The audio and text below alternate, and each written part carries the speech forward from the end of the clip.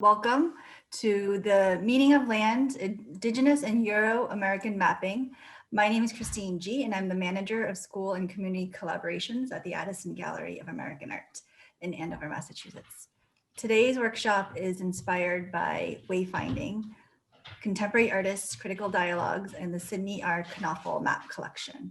The exhibition presents new work by 6 unique contemporary artists made in response to a 2-year engagement with Phillips Academy's Sidney R. Knafel Map Collection, which documents European understanding of the world from 1434 through the 19th century. The artist explored the ways in which American spaces have been imagined, claimed, measured, circumscribed, and contested in works that initiate provocative dialogues between past and present. While today's workshop will include looking closely at Native and Euro-American maps, I invite you all to engage with wayfinding either virtually or in person before the show closes on February 28th, and I'll include links in the chat so you can explore on your own. I'm going to turn it over to Michelle LeBlanc, Director of Education at the Norman B. Leventhal Map and Education Center at the Boston Public Library, who will be leading today's workshop. All right. Hello, everyone. Thanks for joining us today. It's really nice to see you all. And to clarify, yes, if you're comfortable turning your cameras on, it's always great to see faces. And if not, that's totally okay too. But we're going to be using the chat today. And if you're comfortable at certain points also, we'll open it up to have everyone share and participate, but it's not, I encourage you at least to be participatory in the chat because I have some questions and some things that I want you to look at and explore today. So I'm really glad to be here to talk to you. And as Christine was saying, if you haven't seen Wayfinding, it's a really provocative and very interesting exhibition with lots to say about maps by these artists. I wanted to talk a little bit about our connection to the Addison and to the Knafel Map Collection, which was the inspiration for this exhibition. And if you are not familiar with the Leventhal Map Center, we are located in the Boston Public Library, the main branch in Copley Square. And we are in public-private partnership with the library. Our collections are about 250,000 maps, historical atlases. We also now offer geospatial data and map making and training around that area of cartography, as well as globes and other random assortments of primary source material from games to powder horns with maps on them and all sorts of wonderful ephemera that include maps. So we had a collaboration with the Knafel Map Collection to digitize it. And so if you are interested in seeing the real thing or the real thing online, you can visit our site. And I have all of these links. I think I put that one of Christine, if you wouldn't mind plopping it into the chat for me. But there are 88 maps that date from 1482 up through the 19th century. And there's some really just extraordinary examples of rare maps from this early age of European exploration up through some really unique and very rare, again, examples of mapping of New England, one of which was in the show, and I will show you as we go later into the exhibition. So we're really going to talk today about maps because I am not an artist, first of all, and I was really inspired by seeing the themes that these artists pulled out of looking at this Knafel Map Collection, which has, many deep threads to colonization. And we're going to talk about how to think about maps a little bit, but also how can we complicate the story and talk about Indigenous mapping and some of the ways that these approaches to thinking about land and space are very, very different. I did want to begin with a land acknowledgement and just to have you read this, that representing where the Leventhal Map and Education Center stands on land that was once a water-based ecosystem that provided for the Massachusetts, Wampanoag, Pawtucket, and Nipmuc people who lived in or moved through the greater Boston area. And we acknowledge these Indigenous people, the theft of their lands and other devastating effects of settler colonialism on their communities and their contemporary presence. So you may have heard land acknowledgements or seen them in different museums. They are becoming much more, they kind of began, I would say, probably mostly up in Canada, but have expanded quite a bit in recent years. You'll see them more and more. They're important, especially important for us as a map center too, since we talk about space and place. And also to counter the idea of erasure of Native peoples. So acknowledging whose land we inhabit in the present day is always important. And with that in mind, I asked you to explore this site, Native Land, which is a Canadian project, but expands all over the world. And I wanted to ask you if you would share with us in your chat if you did this exercise, or if you want to do it now quickly using the link, which I think is here. Christine could also drop that into the chat, to tell us in the chat whose land you are on today, first of all. And I also wanted to ask if there were any surprises as you were looking at this map today. That's an additional question I'm going to tack on today. All right, the Agawam, Wabanaki, Nipmuc, Kesta. No surprises. All right, so you were aware of whose land you were on. The Massachusetts, Pawtucket. I think we had mostly local folks today. I don't know if there was anyone from really far across the country. It'd be interesting to see if we did have anyone in our group today. Mohawk, great. We had a question, what is the time frame for the data in the map? I'll talk about the map in a little bit later in the presentation today, but I will say that it's complicated collecting data like this, and it's also over an expanse of thousands of years too. So there's a lot embedded inside of this map.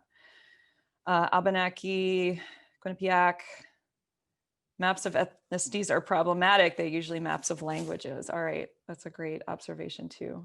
Pawtucket.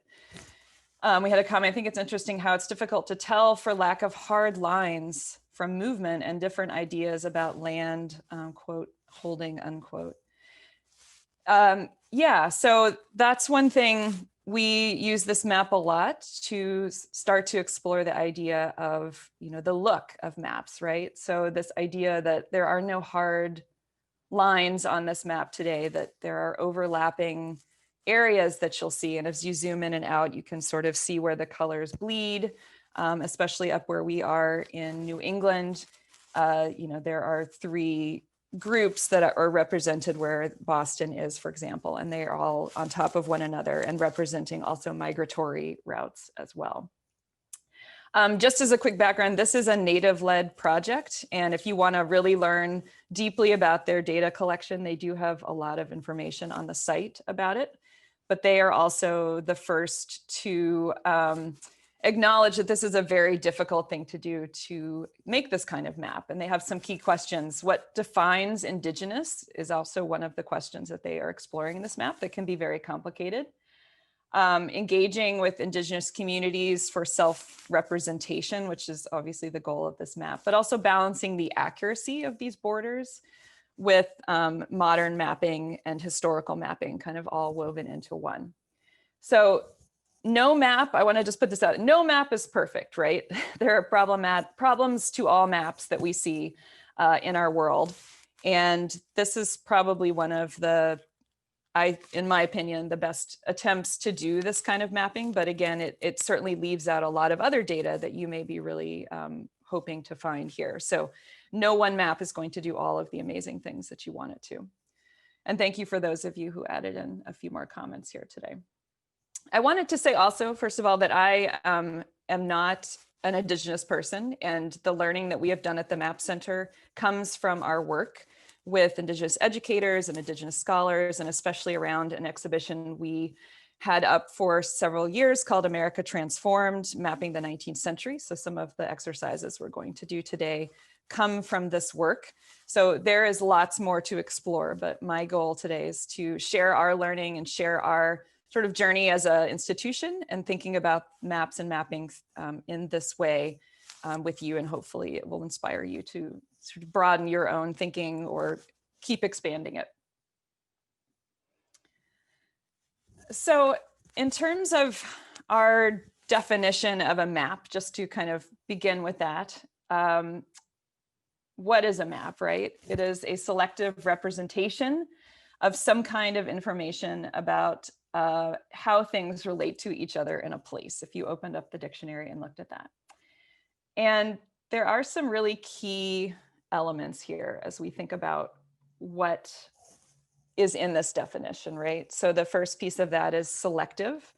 So what choices does the map maker make on their map? And we talk a lot about the purpose of a map. So why was it made? No map is made just, for the fun of it. There's a purpose to it. Sometimes it's simply wayfinding. It's finding your way from place to place, and other times it can have a much more nefarious purpose. It depends on, again, what the map maker is going for and why this map was thought about in the first place. Information and knowledge is something that's, of course, very important. And as we were just talking about with the native map, that is a collection of lots of different people adding that data to their map, maybe some of them being in conflict with each other. When we're talking about the Knafel collection, there's lots and lots of maps there that are, of course, from the early days of printed map making for Euro-Americans or Europeans. And there's a lot of knowledge gaps, right? So you'll find huge swaths of the world just missing terra incognita, things like that, map monsters filling spaces where lands and waters are unknown. And finally, spaces and places, this connection between people in places and spaces, and how the map is telling those particular stories too. I was particularly struck by this quote for those of you who look at the exhibition virtually or in person. And this is from the artist, Sunny Asu. He attributes it to a member of the First Nation up in British Columbia. And he has this on one of his labels next to his art that says, "They make magic lines only they can see," referring to European map makers.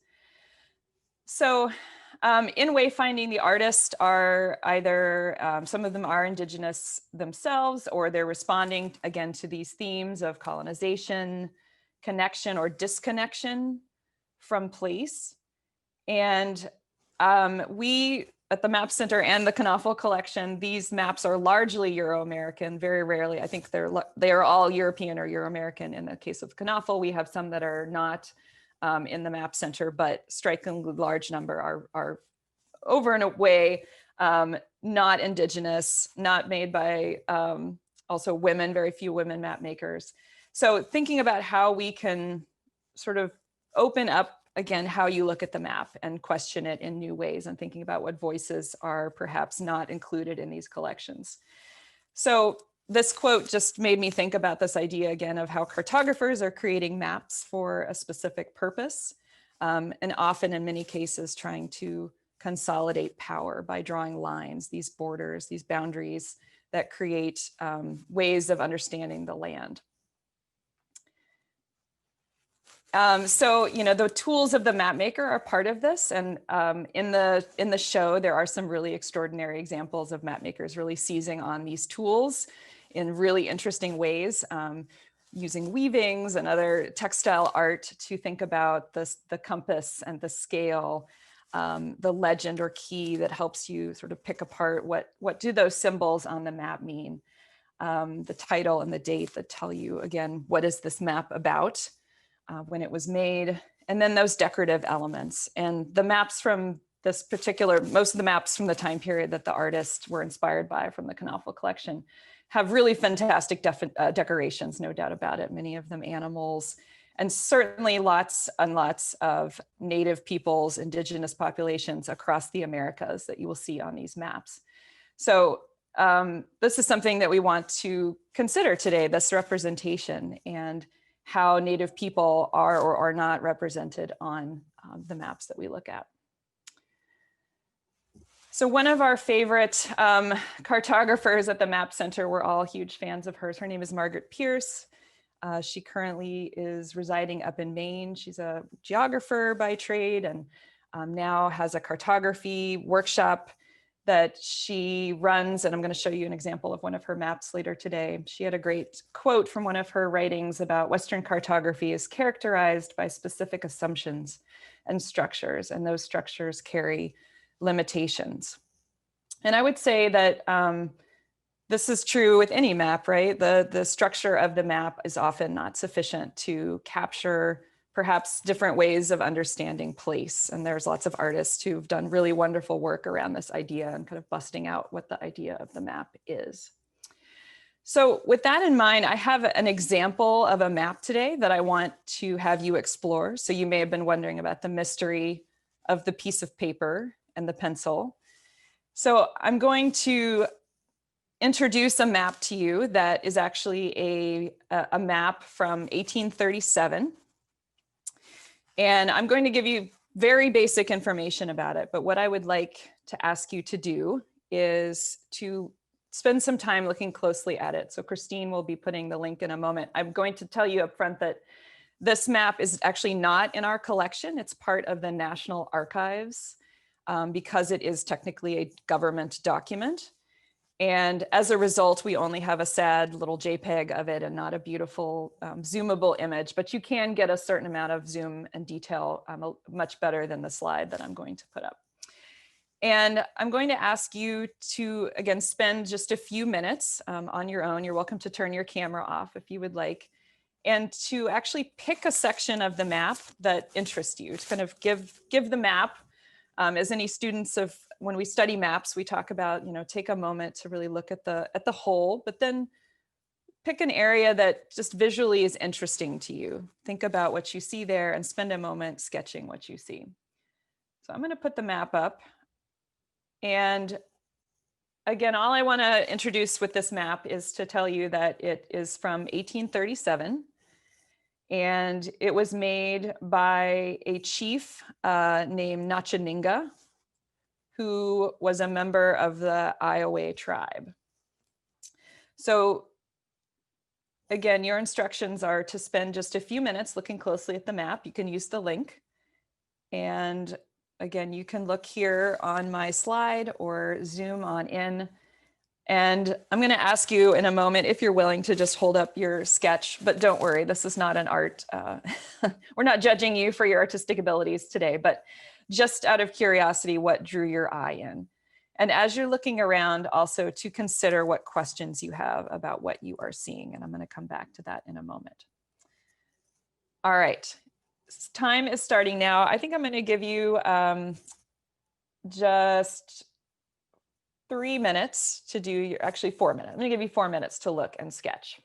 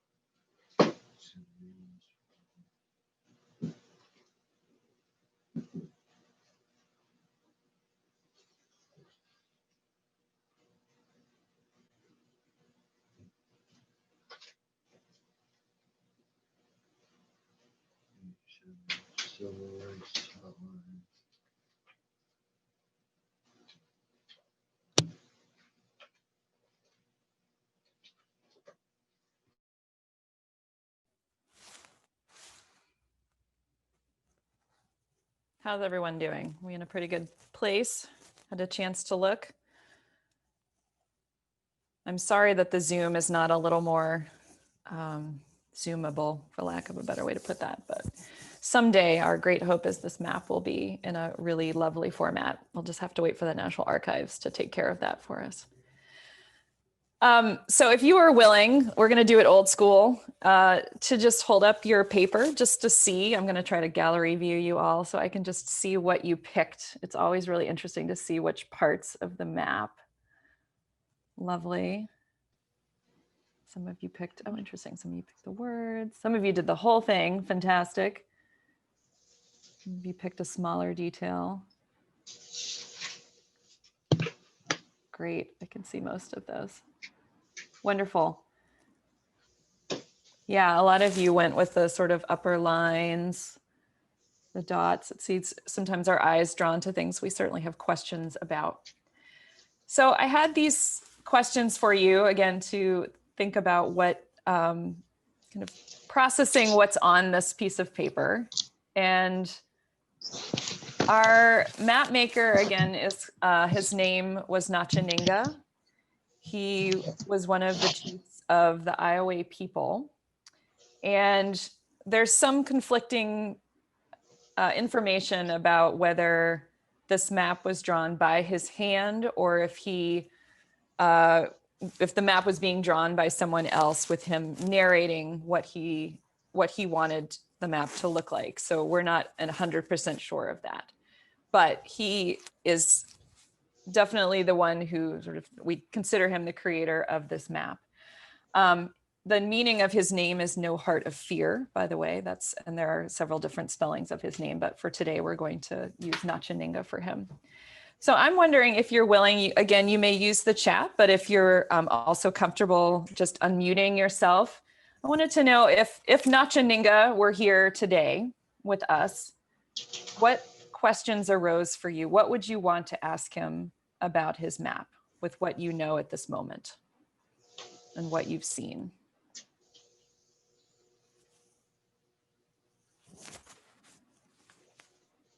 We raise our hands. Should we speak up or? Yes, please go right ahead. I would like, I have an assumption that this is a wayfinding map of his community, and I'd like to know where he lives. Where is a community gathering? I assume from the multiple dots that either indicate people and pathways. I suspect this because I work with Native American basketry and I've seen some patterns like this on baskets, and it's there is a theory that these might be representations of community. Great. So using some of your, so it sounds like very deep knowledge about what the dots represent on the map, that these could be. At first it's like a leaf. I first had thought of it the veining of a leaf, but I assume it's a natural waterways or pathways. Well, I would think it's waterways, and then pathways are indicated by the dotted lines between the settlements. The settlements are encircled, sometimes along riverine, coastal, or streamside locations. But what's interesting to me is the porterage that would be necessary to move.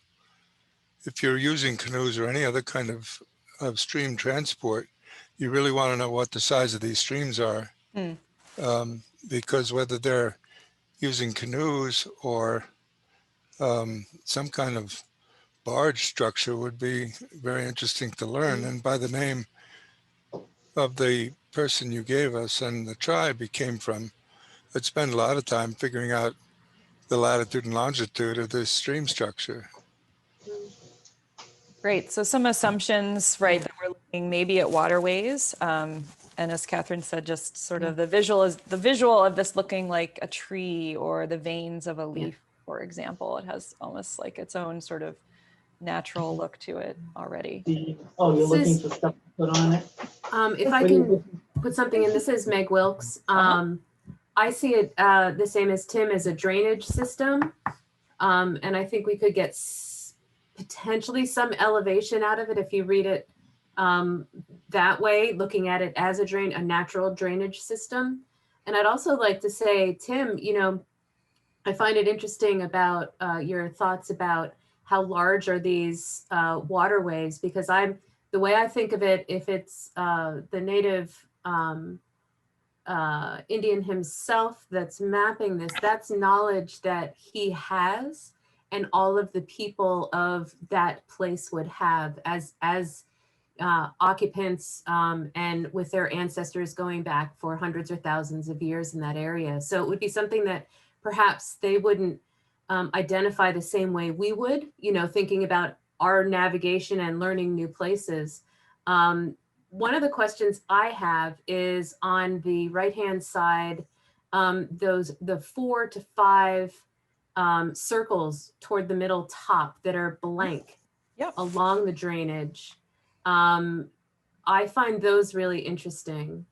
Well, including that circle that's over in the middle, that's blank. In other words, yeah, exactly. I think these are indications of socio-political organizations, not village structures.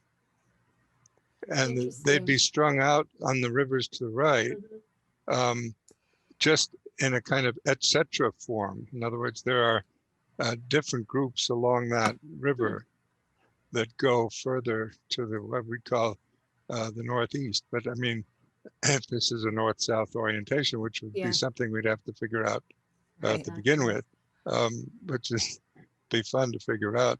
But in any case, the polities seem to be somewhat different in size and different in location in reference to the junction of rivers, which seems to me quite crucial in all of this, where the rivers come together. But again, I'd love to know a little bit more about what can't be read in that bottom right, because whoever transcribed this from the indigenous source has given us some clues, if we could possibly read it, at 600 DPI instead of what we're looking at about 200 DPI. Right. So in other words, these are lines we can see. The native people depend upon natural features to describe this map, unlike the European tradition, which used lines we could not see. Interesting. I like that connection. I was also interested in whether the dotted lines actually indicate fords crossing any of the waterways, and whether that has anything to say about the navigability in a canoe. Right. So we're unclear about whether the waterways are being navigated or if the lines are indicating by land. There's some unclarity there. I wanted to add in from the chat too, just if you want to take a look. Adele mentions the tree branches. That's lovely, a poetic rendering. It tells me something about the map artist. It does have a real beautiful natural poetry to it. The connection to trees. Again, I've heard this from several of you, but the connections between areas, people, and movement, there's clearly movement on this map, according to a lot of you. And Adele asked about the writing in the lower right-hand corner. So I'll tell you a little bit more about that. It's a little hard in the Zoom, but I can probably get you a better quality reading of that if you want to read more about it, but I'll mention that a little later. There seem to be two dates on it. One is 1837, the other's 1834. And I just wonder what the relationship of one to the other is and who's talking to whom. Mm. And Lynn asks, what's the purpose of making this map? So we talked earlier about always thinking to ourselves, you know, why was this map made? What was the author's intent in making this? Any ideas about purpose? Hard Well, to say. I assume it's a European trying to figure out what the range of influence is of this particular chief that he's trying to talk with. And he does it by asking him to draw what he knows about the world. What I would be very suspicious of the relatively smooth and direct character of what I think are rivers. Very few rivers flow that directly anywhere, but it's like the directions you get in Maine, you know, they just say, well, just follow this road straight ahead. And of course the road isn't straight ahead, it goes all over the place. But the fact is you're not taking any turns off of it. So the turns come at the branching points here. Anyway, it's a fascinating map. And we have one more from Jamie. I wonder about the specific placement at the bottom left corner and the upper right corner and the symmetry of this. Yeah, there's a lot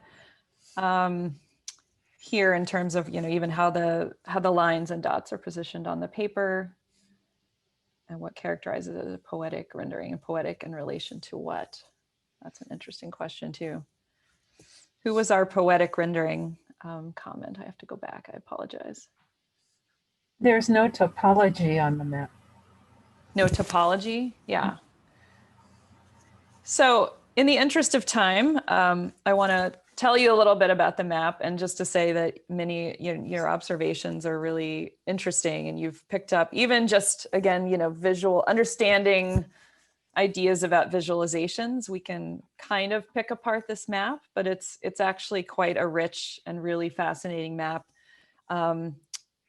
that gives us a lot of insight. It's not going to be certainly the prime example of Indigenous mapping, but it's one that has a really great story. So let me, all right, there we go.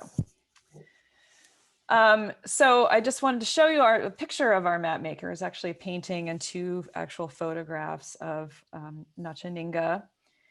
And this particular map was, again, we're unsure if it was his hand or narrated by him, but it's actually two pieces of paper, I learned recently, the map, and then I think some text that was added on as well. But this was a map that was brought to Washington, D.C. by the Iowa people, with Nachaninga representing them and several other members of his tribe, as well as members of the Fox, the Iowa, and the Sioux and Sac tribes who came together. And this was one of a series of treaty negotiations that the Iowa people had gone through with the US government. The story of the Iowa people is very complicated, and obviously there's a lot here that I'm not going to be able to fully expound on, and is actually, you know, I've read a lot, and there are also very competing accounts of sort of the backstory of how all of these pieces of land and the alliances and pieces came in. So depending on where you read, there are some differing tellings of this story, but the big picture is that the Iowa people were becoming increasingly pressed upon by one side, by the Sioux, and also by the Sac and Fox tribes. And they had increasingly become more agricultural, more sedentary in terms of staying in place because of a loss of hunting grounds, a loss of elk, especially around their area. So they were trying to basically prove that their people had been in this part of the country for a very long time. So let me tell you a little bit about what you are seeing on the map here. I have so many windows open. I'm gonna have to there we go. If I can get my pointer out for you too, that would also be handy. So you were absolutely correct that these are waterways. So good call on that. This is in fact the Mississippi River here. So we are looking, and you can see in my map on the right, I have a section here that has sort of given you the full scale of how wide of an area this map is. I don't know how many of you were thinking about this as a large geographic area or small. It's very, you mentioned scale. It's really hard to tell from this map, certainly. This is the Missouri River, oops, excuse me, right here. And then we also have the Illinois River coming over here. So you mentioned the circles with the dots, and those are absolutely villages. They are communities. And we have lines that are extending and traveling between the communities, connecting them. The open circles, there was a lot of questions about that. These are lakes. So dots that do not have dots inside of them are bodies of water. And in fact, we're getting up into the Great Lakes here. I'll show you another viewing of this in a moment. And then the dotted lines, as you can see, kind of extending up in all directions up here and around. These are migratory routes. I think a lot of you got that idea that this is some kind of movement, but it's sort of unclear what's going on. What's really fascinating and really special about this map is that it also is expanding on time too. So these migratory routes are basically over 200 years of migration routes for the Iowa people. So they're really showing us movement, change over time, and then connections between villages. So the Iowa would spend part of their year, in the summer and early fall, farming. They would spend other parts of the year moving up into Wisconsin to do maple sugaring. They would spend other parts of the year on shared hunting grounds, which was part of the conflict that they had with the Sac people around these sort of shared hunting grounds, which was not historically an issue necessarily, but as the US government is pushing and they're trying to open these lands up to be more palatable for American settlers at this point, white American settlers, that they're trying to sort of sort out whose land is whose. And of course, there's, centuries of alliances and movement and ways that the different tribes have interacted and sort of built their communities that are now, they have to sort of sort all of this out with the US government through treaties and defend their right to be on this land.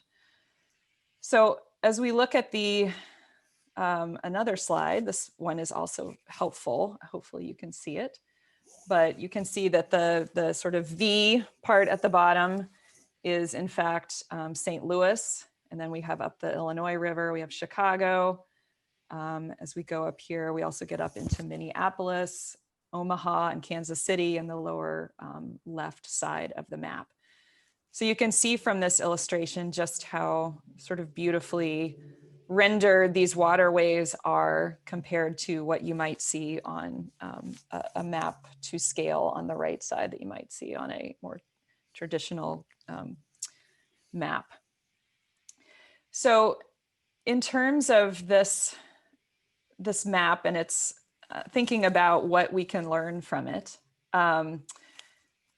what happened with this story is that the Iowa essentially lost their bid to, even though they laid claim that they had been on this land for, centuries and centuries, had moved around this area, that they were not necessarily, people that stayed in one place, but they had this entire system of movement along the waterways and that they had the right to stay there. There was a lot of conflict again over these hunting grounds with the Sac. They lost their bid. They had taken this map to DC. They had to present it in front of the Commissioner of Indian Affairs and the War Department. Nachaninga actually stormed out of the meeting, never to return and not to kind of finish the negotiations. And the end result is that the Iowa people ended up being allotted a very small piece of land. So you can see it on the map here. Actually, put the arrow on it, which is north of, it's kind of on the Kansas-Nebraska border. So south of Tiny Falls City there. And we're given a certain amount of money by the US government to establish this community. I think they got money, to establish a blacksmith and a school and pieces like that. So this is a really complicated story, right? it's also more complicated because it's within this narrative of dispossession of native lands, but they were also, the Iowa people in particular, were trying to be very strategic and to, you know, ensure themselves that they had a community that they could live with. And they were actually trying to establish an agricultural community, but really lost out on this idea of having sort of this claim to the larger piece of land. I wanted to also show you that, you know, when you're thinking about these maps, this is one really interesting way my colleague Lynn put this together, but often there are sort of concentric circles as you look at lands, and not the idea that there are communities and then these are our lands as you would today. We'll look at some other examples of that, but maybe villages and homes being kind of in the center, fields and crops on the outside. And then often there are sort of outer perimeters of land that are shared, that are hunting grounds. And they're accepted that different tribes will use those hunting grounds. This is obviously fluid, but it's just another, it's one way that Native peoples kind of consider their understanding of land and how it is used and how is it thought about.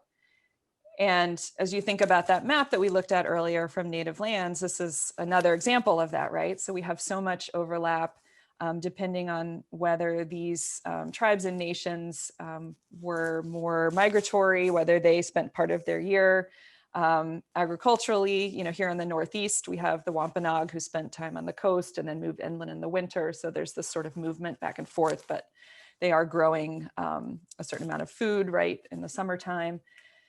So it's hard as you look at these maps, certainly of 19th century United States, and as Native people become more and more erased from them, to sort of remember that as you're talking about all of these treaties, these complications, even one story like the Iowa can really illuminate how Native peoples understood where they lived, their relationship to each other, their relationship to the land, movement, time. These are things that maps often don't do. Certainly time and movement, maps don't necessarily do those sorts of ideas as well, at least from the Euro-American way. And hearkening back to Margaret Pierce's comment about Western mapping conventions, we have to find kind of new ways to think about Native people and their presence on the land.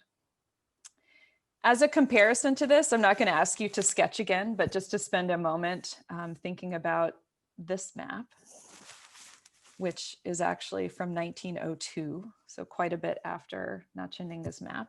And thank you, Christine, put the link in there. And my question, just to back up for a second, is just to spend just a moment, open the link. You can zoom into this one. You can look at the paper fiber on this one. You'll see everything. But to consider just from a visual point of view, so don't even necessarily using any background knowledge you have, but just from a visual point of view, what do you notice about this map compared to the Iowa map? And you can put your thoughts in the chat, or you're welcome to unmute.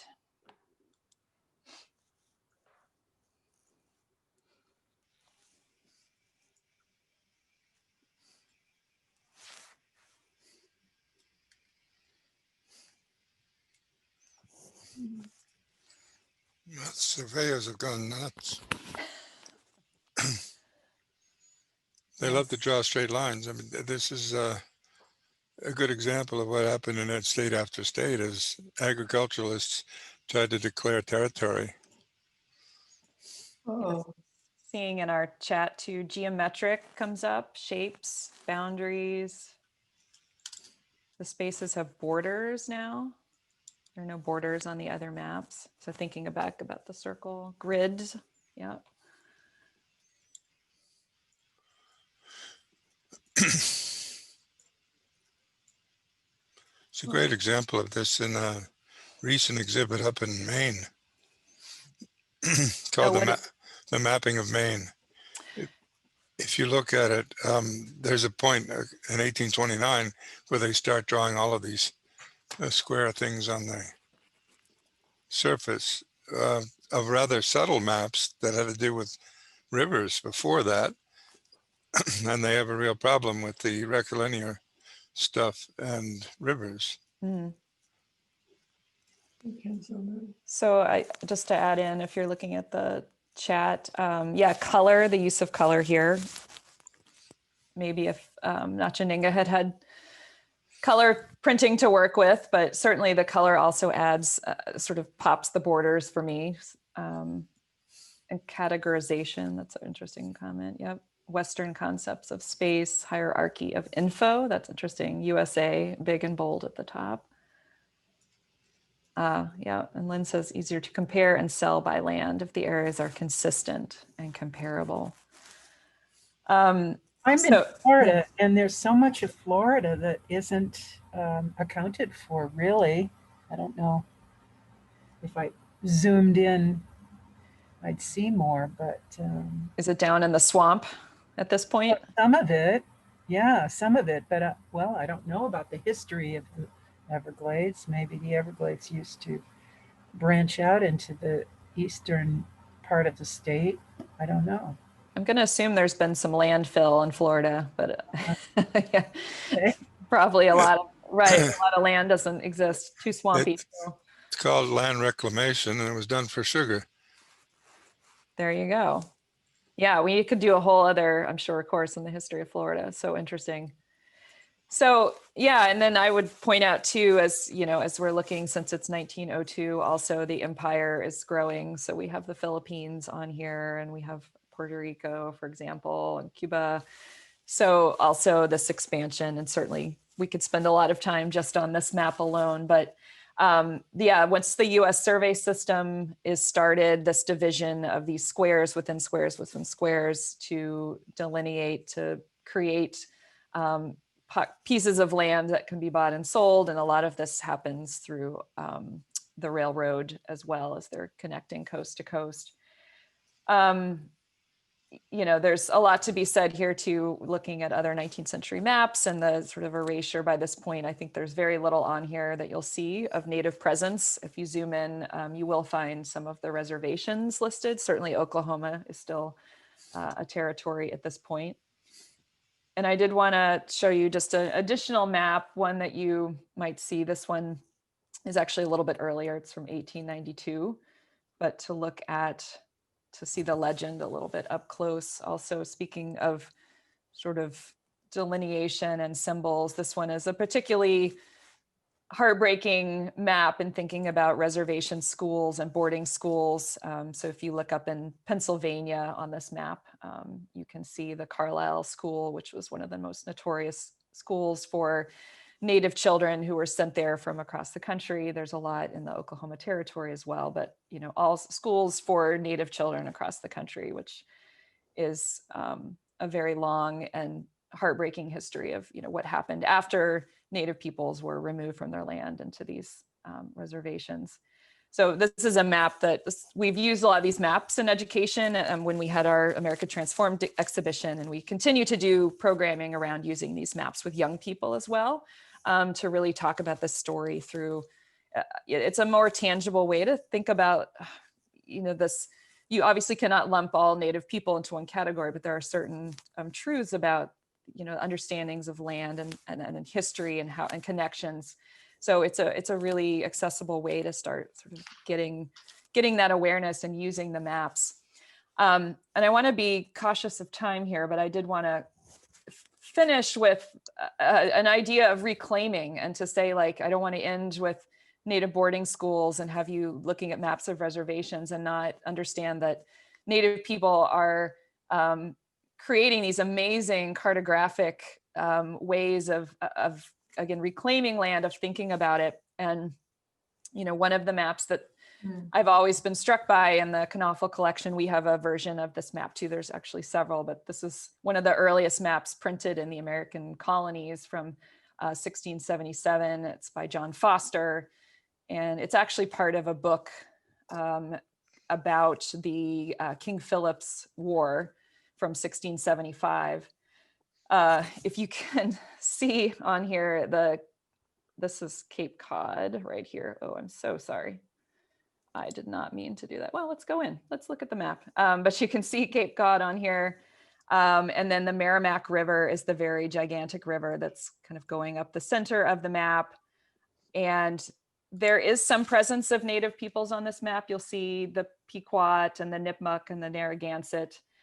But what is striking here is the sort of gradual overwriting of this native knowledge that was passed on to the Euro-American map makers to map the land and to understand this place that they knew nothing about. And now they're sort of slowly being mapped in a new way on here, showing communities that were burned or where conflict, where battles took place during King Philip's War. So this is, you know, a real sort of turning point in terms of maps of New England. And what we're looking at here is, you know, that kind of beginning of erasure of Native peoples in New England. So I did want to highlight, this is a map that's now owned by the trustees, and it's by a Wampanoag artist named Elizabeth James Perry, who does amazing work. And she created this lovely watercolor map. It's a bear map, but she calls it the decolonized map of New England. So you can see the coast of New England here, but using actually more than the coast, inland as well. But New England through native place naming, kind of reclaiming the land in this way. So this is one example. Let me zoom in for you so you can see a little better. There. So some places that, names that are so familiar to us and maybe we often take for granted their meaning and their the fact that they have been here long before European map makers came in to overwrite them or to adopt them into New England towns. I mentioned Margaret Pierce earlier. She, again, up in Maine, she did this amazing map. It was a very long-term project of Canada and coming home to Indigenous place names in Canada. So she actually worked with Indigenous communities. She's an Indigenous person herself. And as I'll zoom in on this one a little bit, you can see that she maps out all of these place names. You can see some of the really gorgeous descriptions of place and what they mean up in Canada. I cannot recall for the life of me which section of the map this is. It was up the coast from Maine. I would have to go back, but this is something that you can purchase. It's not easily available online in a zoomable form, but I will share that link with you if you're interested. And then one more that I just wanted to highlight is this gentleman named Aaron Capella, who lives in Oklahoma. He's identifies as Cherokee, and he did a similar kind of map where he consulted with tribal nations and created this map. He did many of them, Canada, Central America, South America too. He does one of just New England, and they are, again, the native place names. All of these maps that I'm showing you, they all have their controversies. Again, there is no perfect map. I think a lot of tribal nations will say, well, that's not what I call it. So there's always going to be back and forth, but I want to, you know, highlight that this is something that is just part of mapping generally. There's always going to be some sort of conflict around this. So using a lot of these different kinds of maps made by Indigenous cartographers really enriches the story, but none of them are perfect in their own right by any means.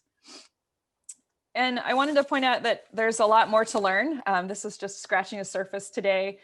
And I'm happy to share some links in these slides, but obviously if you want to look at any of these maps, you can go to Leventhal Map, visit Wayfinding, it's amazing. A group that I would like to recommend is the Augmount Educational Initiative at Native Educators here in New England. They have some great resources on their site. A great read, An Indigenous People's History of the United States, a book I recommend. And then the Smithsonian actually has a great site called Native Knowledge 360, which is for educators, but I think it has wonderful things for anyone. So we are at 1:30. That was a lot to throw at you today, but I want to say that I'm really appreciative for everyone's discussion. I enjoyed talking with you today. And my email is there. So if you are interested in resources or would like me to elaborate on anything else or send you anything, I'm happy to do so. And I will turn it over to Christine if she has any other parting words for everyone. No, this was great. Thank you so much, Michelle. And thank you everyone for contributing. It was fun learning from all of you and hearing from your perspectives as well. We'll follow up with more information once the recording is up and everything like that. But feel free to get in touch with either one of us. You have my email because it came from, I had sent you the confirmation, but Michelle's info is here as well. Thank you very much. Thank you all. Have a good rest of the day. Thank you.